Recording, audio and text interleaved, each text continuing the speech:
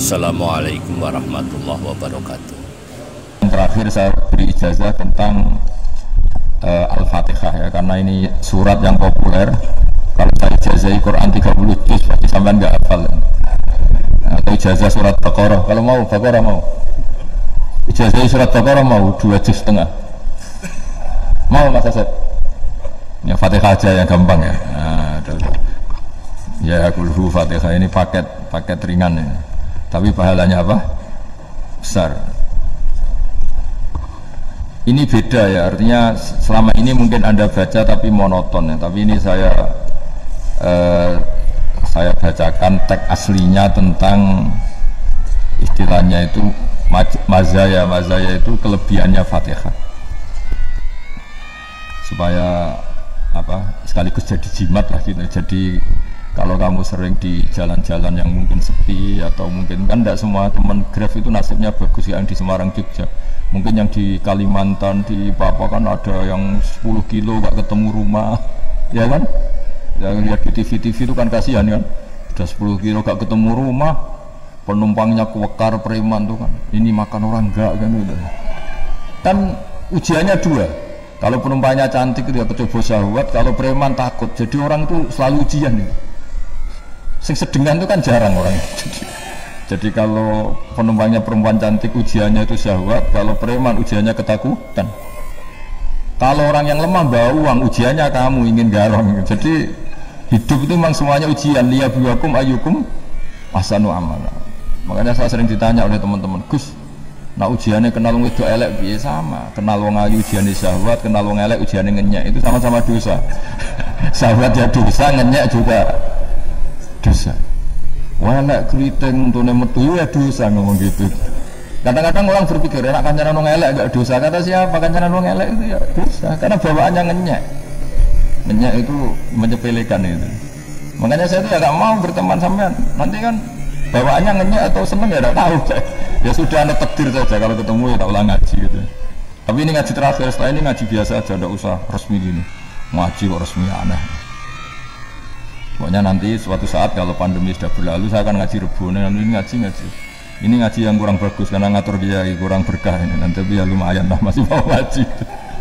Ngaji kok tanggal ini jam ini. Sekarang suatu saat kamu tak panggil, Mas kamu datang ke sini jam ini tidak mesti bisa. Mungkin pas ada acara apa, maaf ke sini pas ngecek pas apa. Gitu. Jadi ya sudah tapi tak maafkan enggak apa-apa.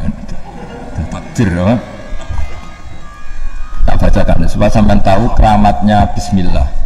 Nah sebelum saya bacakan Bismillah Fatihah, tak beritahu tentang ilmu tafsirnya karena ini penting sekali. Fatihah itu dawuhnya Allah, tentu itu dawuhnya Allah. Saya ulang lagi, itu kalam Allah.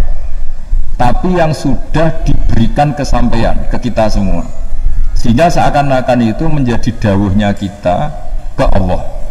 Jangan salah loh ya, Fatihah itu dawuh Allah, tapi sudah diberikan ke kita. Jika posisi kita itu yang punya itu.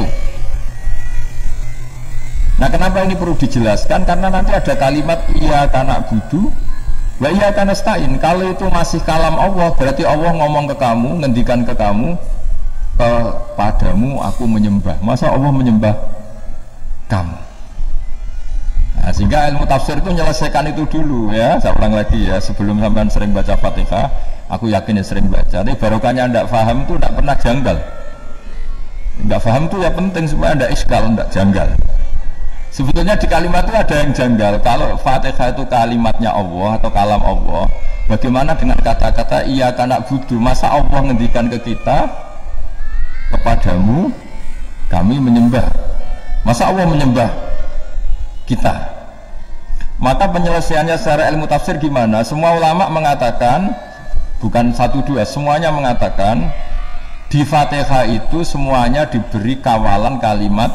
Saya ulang lagi ya, di Fatihah itu semuanya diberi awalan kalimat kulu, katakan wahai hambaku begini ya, katakan wahai hambaku begini. Nah begini ini pelajaran dari Allah yang sudah diberikan ke kita.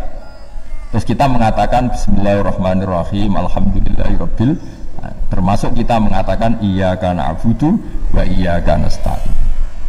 Jangan bayangkan Allah ngendikan ke kita. Kalau Allah ngendikan kita berarti gini, hei wahyu ihdinas siratal mustaqim, tunjukkan saya jalan yang benar. Nah nanti kamu terus, ya Allah Anda aja minta petolong saya minta tolong siapa kan, jadi panjang kan. Ya saya ulang lagi ya, jadi itu di Ulumul Quran diterangkan gimana sebelum baca Fatihah ya. Fatihah itu kalamullah, ngendikane Allah, tapi yang sudah diajarkan ke kita dan sudah milik kita, sehingga kalimat itu menjadi milik kita. Tapi ya kalamullah, tetap kalamullah, tapi sudah menjadi milik kita. Udah paham ya? Ya pinter nah. Ya, karena kalau tanpa penjelasan seperti ini, Anda akan iskal. Bagaimana Allah, iskal itu janggal, bagaimana Allah mengatakan iya karena butuh. Kan jadi aneh ya. Ya, jadi tak jelaskan secara ilmiah ya. Jadi kata ulama-ulama tafsir, ayat-ayat Quran seperti ini sebetulnya dimulai dari qulu, apa? Meskipun nggak dilafadzkan. Itu kan sama dengan qul huwallahu ahad Muhammad, katakan kalau Tuhan itu satu. Ya namanya Quran itu kan kalam Allah, membina nabinya, membina umatnya. Makanya dikatakan atau enggak, di sini tersembunyi kata qulu, katakan. Ya, jadi ya ibarat apa itu? Kamu ngajari anak kamu lah, panggil jenengan bapak kulo. Itu maksudnya anak itu, kalimat itu kalimat kamu, tapi kamu ajarkan ke anak kamu. Terus anak kamu bilang, Pak jenengan bapak kulo. Nah, ketika kamu mengatakan jenengan, bukan kamu mengatakan jenengan anakku, berarti anakmu itu bapakmu, kan lucu kan? Anak kamu ajari jenengan bapak kulo, kamu engkau bapak saya. Terus anak kamu mengulang jenengan atau kamu bapak saya. Jadi itu kalimat yang kamu ajarkan, sekarang sudah milik anak kamu. Kalau itu kalimat kamu kan lucu, masa anak kamu bilang bapak. Nah itu seperti itu. Jadi ulama memberi solusi atau jawaban iya karena abudu. Ya itu sebelumnya ada kata-kata qulu, katakan wahai hambaku, hubungan kamu dengan saya adalah katakan iya karena abudu wa iya karena nasta'in. Terus hubungan kamu dengan saya katakan juga dalam doamu ihdinas siratal mustaqim. Jelas ya, jadi itu kalam Allah yang sudah milik kita karena diajarkan Allah untuk kita. Dong ya? Dong ya, gak jelas. Tapi bagus, gak jelas tuh bagus. Kalau kamu jelas gak jadi dikrem, jadi gubernur. Min azimi fadliha kasratu asma'iha fadlil ukhra. Ini cerita dramatisnya surat Al-Fatihah. Qala Abu Hurairah radhiyallahu anhu inna iblisa ranna khina unzilat Al-Fatihah. Jadi iblis itu begitu kesakitan. Ini kitab Abwaabul Farad karangannya Syekh Muhammad Alawi, kutipan dari beberapa kitab. Yang jelas beliau sendiri juga ngutip dari beberapa riwayat di beberapa hadis, halaman 1, 2, 3. Ketika Fatihah turun itu iblis kesakitan kayak orang sakit gigi lah, tersiksa sisanya karena turunnya surat apa? Al-Fatihah. Artinya kalau Anda baca Fatihah dijiwai, maka Anda melemahkan setan, melemahkan iblis. Wa qala Mujahid khina unzilat Fatihatul kitab ronna fastama indahu asyayatin. Jadi ketika Fatihah itu turun, iblis itu terkapar lah kira-kira, sampai dijenguk banyak setan. Jadi kemana di ICU lah kira-kira gitu kalau sekarang itu, entah COVID entah enggak tahu, pokoknya di ICU sampai dijenguk banyak setan. Enggak tahu bawa apa enggak tahu, pokoknya dijenguk banyak setan. Nah nyangoni karena ini apa? Ketuanya apa? Pingsan, sakit. Jadi iblis itu sakit sampai dijenguk anak buahnya setan-setan. Ya semoga kalian semua tidak kenal setan. Kalau kenal berarti teman, apa? Wa qalu misla dzalik wa qala lahum laisa mimma taquluna syai'un walakin unzilat suratun laisa ajru qailiha illa an harrama alaihi nar jahannam. Saya ini bukan sakit fisik, kata iblis. Kamu tidak usah jenguk saya, datangkan dokter terbaik, tidak usah. Saya ini tidak sakit fisik. Saya ini sakit karena ada surat yang diturunkan, yang pahala yang melafatkan surat itu pasti selamat dari neraka. Padahal misi terbesar saya ini supaya manusia masuk neraka. Sekarang punya tamengnya. Wah pusing kan? Ya seperti orang lah, goda sampean ternyata sampean setia, itu kan pusing. Nah ternyata tidak setia, itu yang akhirnya ribet kan itu.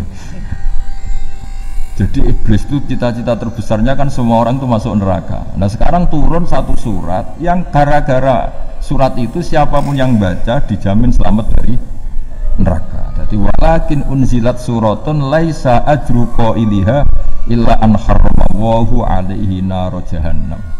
Karena jadi dia shock lah itu. Kalau orang di Jawa itu bilang shock. Aduh sial nasib saya ini umat nggak bisa saya goda lagi karena tamengnya ada di sana. Khotbah tolakai dukum wa makrukum. Rekayasa kalian sekarang itu tidak ada gunanya semua. Nah, ini alhamdulillah di Indonesia kelihatan kan banyak yang miskin, banyak yang susah. Tapi selagi mereka masih sholat, itu keinginan mencari halal itu masih tinggi. Kayak apa kita di tengah kota, jauh dari anak istri, jauh dari tetangga. Biasanya kalau orang jauh dari anak istri, tetangga kan sakar pede. Tapi yang soleh masih banyak, sudah jauh dari keluarga tetap lurus. Loh, kalau yang dekat lurus kan wajar, konangan wong akeh kan. Ini sudah jauh masih lurus. Nah ini nggak lepas dari barokahnya surat apa? Surat Fatihah tadi. Jadi karena ada surat yang menjamin pelafalnya atau qailiha terbebas dari api neraka. Wa qalat asyayatin lahu is ayushay'in ta'muruna ya maulana. Faqala lahum idhabu wajtahidu hatta tukhfilu qulubahum hatta la yaqulu hadhihi surah. Lalu kita gimana? Jari para setan begitu. Lalu kita gimana? Terus kata iblis, sudah bikin mereka lupa sehingga tidak baca lagi. Selagi masih baca kita pasti keok. Jadi kalau sampean sudah jarang baca Fatihah itu berarti sudah bagian dari kemenangan apa? Iblis. Jadi kalau sampean sudah jarang baca Fatihah itu berarti bagian dari kekalahan Anda, kemenangan iblis. Masih sering baca? Berapa kali? Berapa lagi?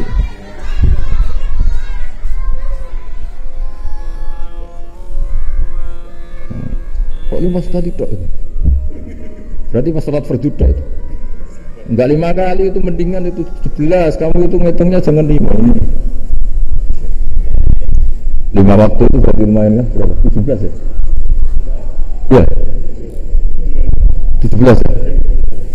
Ya 17, tapi kalau makmum itu sering separuh kan, apalagi makmum traweh ya kan, makmum traweh itu bacanya Fatihah ada yang sempurna enggak ya? Ya enggak lah, baru alhamdulillah rabbil alamin mampu ruko ikut ruko gitu. Makmum kan yang traweh lah. Kalau traweh jarang sempurna ya Fatihahnya itu kan imam sudah ruko, kamu bacanya Fatihah sampai mana? Baru setengah ya? Ya paling pas tarawih aja kan tidak sempurna ya. Apalagi kalau imamnya langsung kilat tuh, waduh malah ada. Nah ketika Fatihah itu sebegitu keramatnya, sebegitu topnya, itu setan rapat, singkat cerita itu yang tadi dipimpin oleh iblis yang sedang terkapar apa? Terus tadi obatnya nggak ada, cuma dia shock karena ada surat yang turun yang melafatkan itu pasti selamat dari apa? Neraka. Nah ini gimana saran Anda? Tuh, sarannya adalah bikin orang-orang itu lupa tidak baca Fatihah. Nah ini rapatnya iblis. Idhabu wajtahidu hatta tufilu qulubahum hatta la yaqulu hadhihi surah. Kala yuksiru qira'ataha wa la yakunu lahum ajrun wa thawabun bal yakunu lahum adzabun wa iqabun. Jadi saya mohon selama ini Anda sudah baca, tapi mungkin hanya rutin saja. Kenapa rutin saja? Jadi barokahnya ngaji ini kamu punya kekuatan atau punya semangat membaca karena ini surat yang luar biasa. Ibarat gini, kalau sampean tanya, saya juga sering mikir, masa Gus hanya surat kok punya kekuatan seperti itu? Di dunia ini kata Allah, mulai Nabi Adam sampai kiamat, nggak ada yang bisa menandingi kekuatan kalimah. Kalimah itu kata-kata, nggak ada yang bisa menandingi kata-kata. Misalnya Anda nge-grab berangkat, istri cuek, berangkat cuek, itu beda dengan ketika meskipun satu kalimat, wes Pak muga-muga dilindungi pangeran, mungkin dengan selamat, itu menjadi teduh dan semangatnya luar biasa karena kayak mendapat support. Jadi kira-kira kalimat itu hubungannya kita dengan Allah. Fatihah itu seperti itu. Kamu melafadzkan satu kata-kata yang dibenarkan langit bumi, dibenarkan aras, dibenarkan malaikat, dibenarkan semua penghuni di dunia ini. Sehingga itu efeknya luar biasa.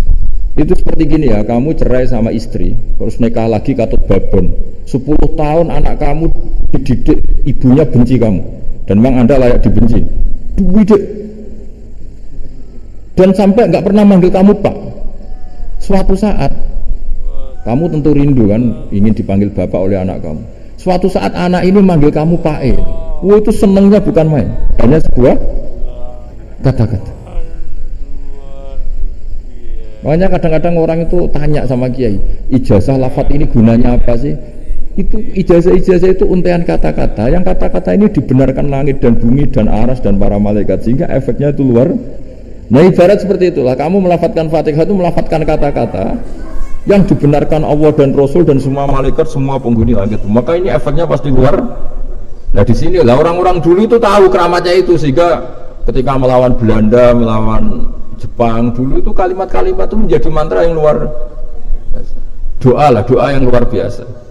Tapi di era modern karena orang sudah tidak ngerti itu, dianggap itu mantra, jimat, khurafat, bid'ah, waduh ribet malah. Sebetulnya tidak seperti itu. Memang kata-kata ini kekuatannya luar biasa. Sama kesakitan hati kamu juga karena itu. Senojak wangilan. Lepas apa di bojo kok kue gagedok kiri. Wah, itu seling terus. Padahal kalimat itu kan tidak melukai secara fisik, tapi apa kerjanya sesuk sarasa-rasa. Karena terus dengan pengadilan seperti itu kan, ngapain kerja demi perempuan yang seperti ini? Lagi-lagi kata-kata ini luar.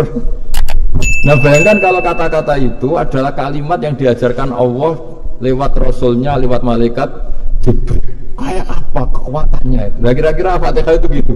Kalimat yang baik, kalimat thayyibah diajarkan oleh Allah dan Rasul, kayak apa kira-kira kekuatannya? Pasti luar biasa. Alhamdulillahirabbil alamin. Semoga kita bisa memahami kajian khutbah ini dengan sungguh-sungguh. Assalamualaikum warahmatullahi wabarakatuh.